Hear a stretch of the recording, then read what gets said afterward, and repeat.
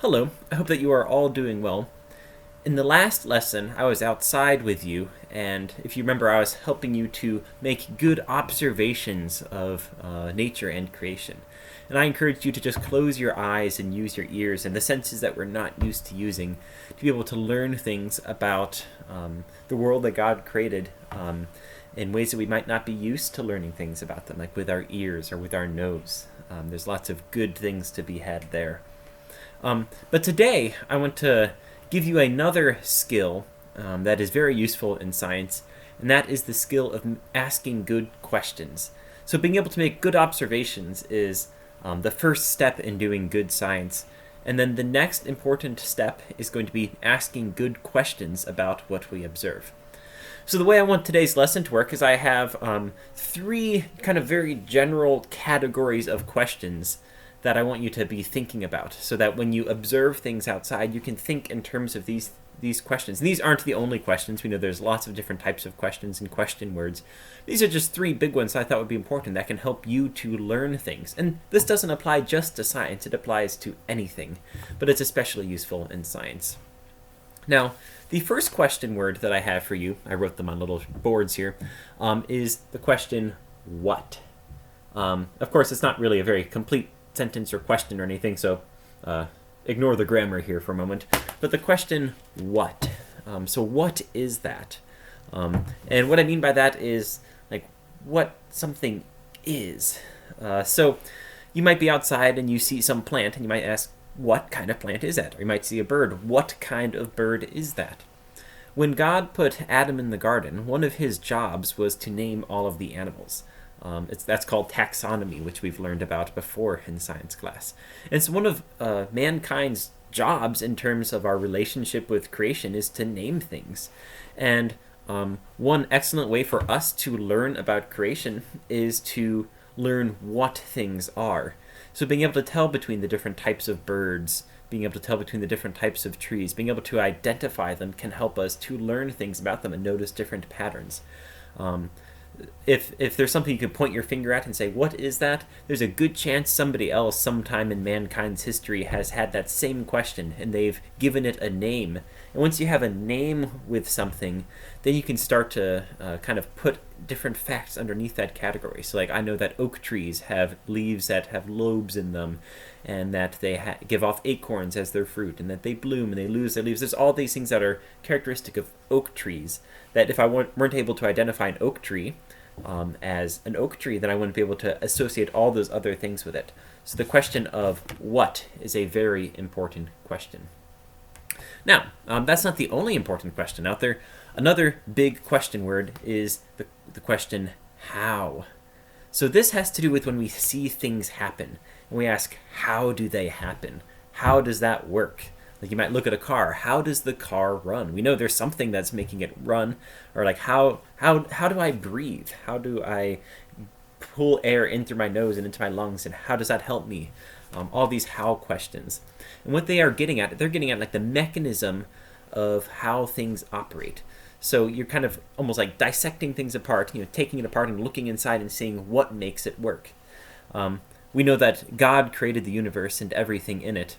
And he didn't make the universe in sort of to be like magical. So he didn't make it so that things just kind of happen without an explanation of how they happen. Now, of course, there's things as miracles, and science can't explain everything that we experience. So I'm not getting into any of that. But as far as things that are in the physical world, especially things that are in the nature around us, there's an explanation for them. We can describe how they work. So how does the tree grow? What's actually going on inside it to make the wood get bigger? There's a scientific answer to that. How do clouds form? How is it that they form little poof balls in the sky? And how come they come on different shapes? There's lots of good answers to those questions that we can then use science to try and answer. Now, not every how question you have is going to have been answered. Some we may never answer, but it's still good to ask those kinds of questions. So after you ask what something is, you can ask like how it works, or maybe you're outside using other senses and you hear birds and you think, how is it that I can sense this little creature in the top of a tree without seeing it? Like what is it that's making it so that I can sense it and hear it and tell it apart from other birds? That's a good how question that can lead you to learn about sound and everything. But anyways, I'm starting to ramble, so I'm going to go on to my third question for you. The third question word is why. Now, this I think is getting to be one of the deeper questions here. Our God, of course, made the universe, and he's a God that is driven by purpose. He doesn't do things just for meaningless reasons. He does things for very good reasons. And we see that in creation as well. Things in creation don't just happen for no reason. There's a reason behind it. We can ask those why questions. So why is it that bats come out at night? Why is it that the spring peepers are singing in the springtime? And if you live near a swampy area, maybe you've heard some of the spring peepers this year already. So those why questions, kind of looking for the purpose behind something, they can be very good questions to ask based on our observations. So why is that bird singing? Or why is the wind blowing in that direction? And then we can start to look for reasons why these things are occurring. And a fun little experiment that I do, this isn't really a scientific experiment per se, but it's a fun thought experiment. It's kind of the thing that kids like to do, sometimes to an annoying extent, where you just ask why. And what's interesting is, at least when I've done it, if I ever ask why something is the case, and then I ask why that is the case, and then why that is the case, and keep kind of going up extra layers, I always end up at God, which I think there's good philosophy and stuff behind all of that. So, like, for example, I see that my lamp is on in this room, and I can ask, like, why is that lamp on? I have the lamp on so that you guys can see me better. But why do I care that you see me better? It's because I want you to learn better. And why do I care about you learning? So that you can better serve God's purposes in the world. And you can see how this starts to get back to God. So even in the smallest things, if you keep asking why, you can find lots of good reasons for it. Because remember, our God is a God of purpose. And he doesn't do things for no reason. Ultimately, his own glory is brought about by everything in creation. But on a more kind of down-to-earth physical level as well, most things that animals do aren't just for no reason. There's usually some reason behind it. Now, I should also clarify that sometimes there's multiple answers to the why question. Like, for example, why do people eat? There could be several reasons.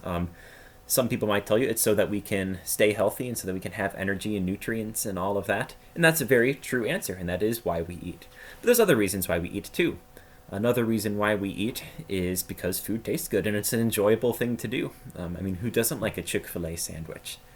But other reasons why we eat could even be for socialization, to hang out with other people. So sometimes we have a barbecue so that we can chat with our friends or take a break from work. There's plenty of good answers to that why question. And some of them are more scientific answers. Some of them can be more that, I guess, I gave kind of sociological answers. But anyways, so there's different layers of the answer to a why question. So when we ask these questions about things in nature, we can ask, like, why is the butterfly so beautiful? And we could then talk about the patterns on the butterfly, and maybe that helps it find a mate or helps it avoid predators or whatever. And that's all good. But there's also a level where it's to God's glory as well, so that people can enjoy the beauty of the butterfly. And those are both completely valid answers. And usually, when we ask the why questions about things in nature, we find that there's both answers. There's a kind of physical answer, but then there's also an answer that has to do with God's glory or some other purpose as well, in addition to just it being for purely survival purposes. There's usually something beyond that as well. Anyways, as you ask these questions and start to look for answers, you'll be on track to do some good science. And also, this applies, like I said, to other subjects as well. So you can apply this to math, like why does 2 plus 2 equal 4, or whatever. Or maybe how does it equal 4? And then you can test that out. So you can try this in other areas of study as well. But I'm encouraging you to do it in science, especially with regards to just looking at creation and looking at nature.